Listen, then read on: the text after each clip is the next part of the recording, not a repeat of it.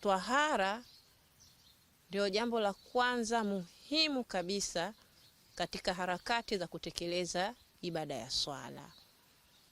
Sasa kama mwanamama hajui hata namna ya kujitwaharisha kutokana na hedhi ama nifasi, unajiuliza kwamba hii swala yake anaweza kuitekeleza kwa namna gani? Sasa nimeonelea nichukue fursa hii kuizungumza japo kidogo tu kwa muhtasari juu ya swala hili la hedhi na nifasi, lakini ninawaasa kina mama, ebu wajaribu kuingia madarasani wakajifunze swala hili la twahara kwa upana na ujumla wake, ili iwasaidie katika kutekeleza ibada mbalimbali ikiwemo ibada ya swala.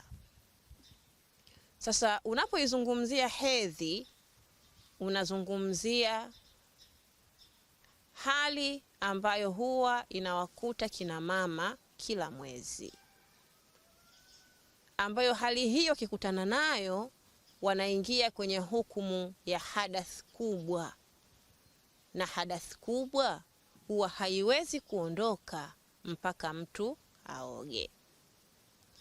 Lakini unapoizungumzia nifasi, unaizungumzia hali vile vile ama hadathi ambayo mwanamke huyu anakutana nayo mara baada ya kujifungua.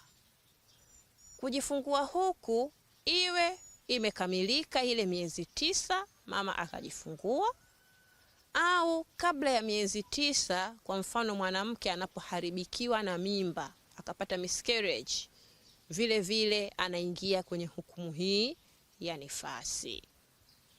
Sasa mwanamke anapoingia katika hukumu hii ya nifasi ama anapoingia kwenye hukumu ya hedhi, anatakiwa akae katika zile siku zake ambazo atakuwa kwenye jambo hili, ambako wako wanawake wanaingia kwa siku chache sana za hedhi, wengine chini ya siku 1 ama siku 1, lakini wako wanaoenda siku nyingi 7 au zaidi ya hapo.